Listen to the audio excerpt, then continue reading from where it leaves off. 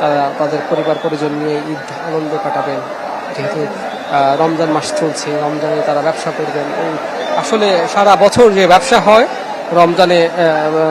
রমজান মাসে সারা বছরের মাসগুলোতে যে ব্যবসা হয় রমজান মাসে তার ব্যবসা তার কয়েক গুণ বেশি ব্যবসা হয়। আসলে এই কারণে তারা এই ঈদকে কেন্দ্র করে ঈদের যে মানুষের যে কেনাকাটা, সেই কেনাকাটাকে কেন্দ্র করে তারা দোকানের অনেক মালামাল এখানে গচ্ছিত রেখেছিলেন। তারা নগদ অর্থ এখানে রেখেছিলেন পণ্য কেনাবেচার জন্য।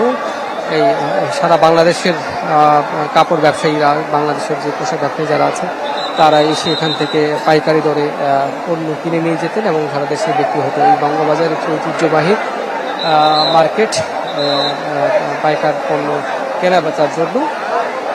এই বঙ্গবাজার এখন নিশ্চিন্ত, চোখের সামনেই বঙ্গবাজার একদম মাটির সাথে মিশে গেল নিমিষেই।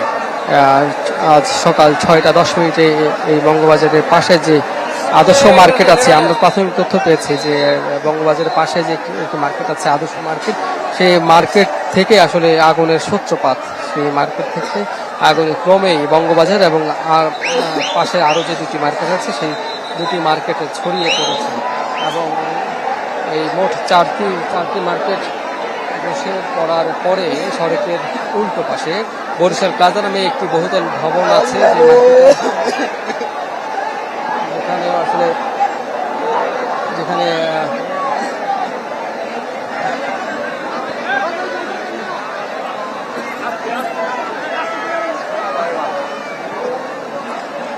আসলে অনেক এখানে